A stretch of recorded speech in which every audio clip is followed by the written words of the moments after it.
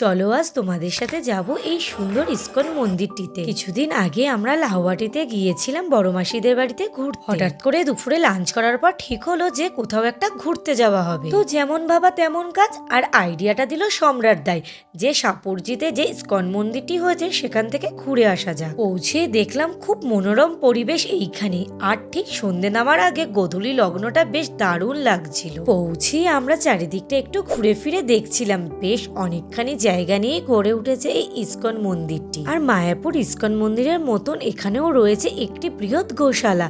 আর হ্যাঁ, এখানেও কিন্তু রয়েছে ভোগের সুব্যবস্থা। তবে এখানে আমাদের আসার মূল কারণটি ছিল এখানকার সন্ধ্যা আরতিটি স্বচক্ষে দেখা।